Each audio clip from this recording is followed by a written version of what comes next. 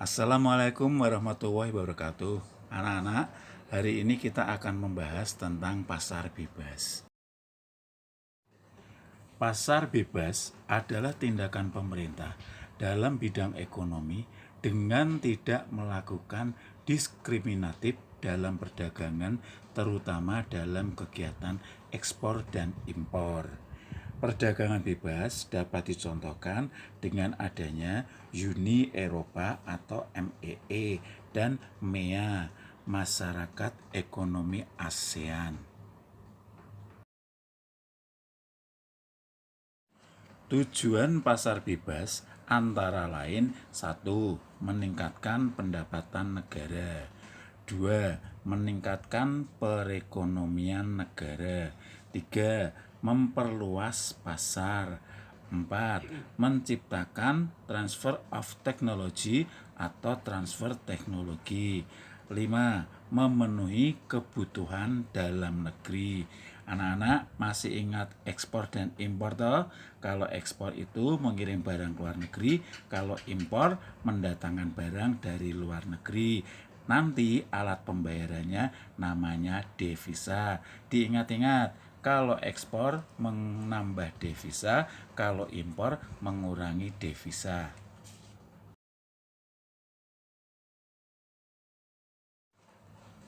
Fungsi perdagangan bebas atau pasar bebas. 1. Memberikan kebebasan pada masyarakat untuk bisa melakukan aktivitas ekonomi, khususnya dalam melakukan aktivitas ekspor impor. 2. Memberikan informasi terkait harga dan kuantitas permintaan barang. Hal ini akan berdampak pada stabilitas harga barang. 3. Setiap pengusaha nantinya akan mendapatkan penghasilan yang lebih atas bisnis yang mereka jalankan. Kemudian 4. Melahirkan tingkat penggunaan barang yang meningkat dengan diiringi faktor produksi yang kian efisien.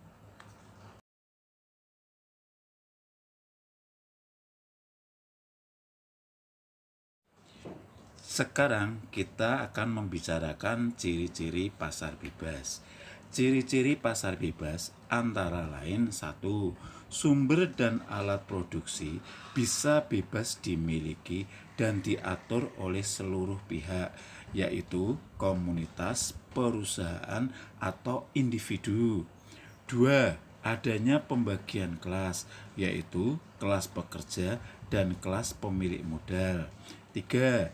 Adanya persaingan antar pengusaha dalam mendapatkan keuntungan. 4. Terbatasnya campur tangan pemerintah di pasar.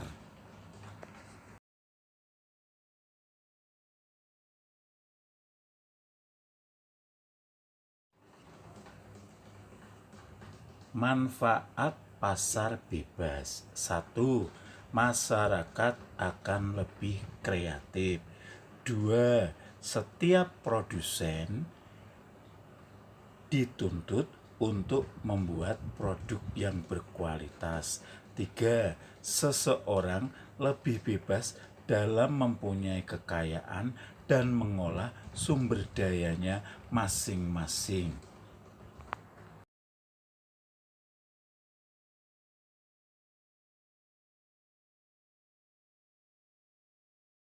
Sekarang kita akan membicarakan contoh organisasi yang ada dalam rangka pasar bebas atau perdagangan bebas. 1. Organisasi Masyarakat Ekonomi ASEAN atau MEA yang dibentuk pada tahun 2015. 2. Organisasi AFTA atau Asian Free Trade Area ialah organisasi yang merupakan membentuk suatu kawasan bebas perdagangan.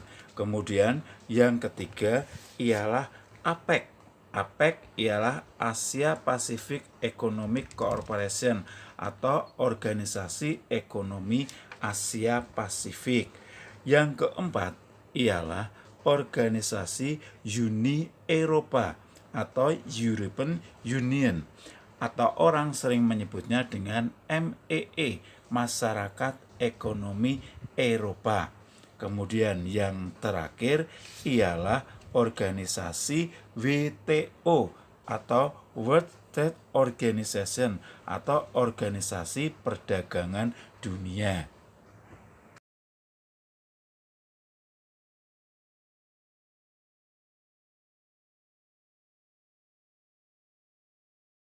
Selanjutnya, kita akan membicarakan kekurangan pasar bebas atau perdagangan bebas. Ada beberapa hal kekurangan dari pasar bebas. Satu, perusahaan yang kecil atau yang lemah tidak akan mampu bersaing dengan perusahaan yang kuat. Dua, rawan terjadinya monopoli perdagangan. Kemudian yang ketiga, akan mengancam kestabilan perekonomian pada suatu negara.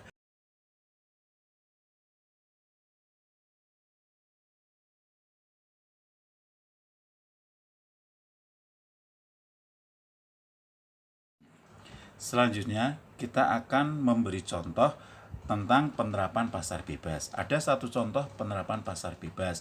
Misalnya, negara-negara ASEAN membentuk AFTA. Ya, jadi AFTA dibentuk oleh negara-negara ASEAN. Dibentuk dalam rangka apa? Dalam rangka menciptakan zona perdagangan bebas demi meningkatkan daya saing ekonomi pada wilayah regional ASEAN.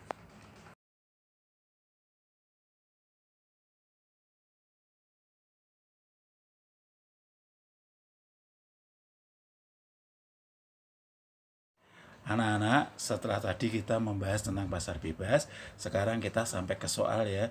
Ada 4 soal, nanti soalnya dikerjakan di buku, kemudian difoto jawabannya, kemudian dijapri ke Pak Hari. Jangan lupa, jawabannya difoto, dijapri ke Pak Hari. Terima kasih.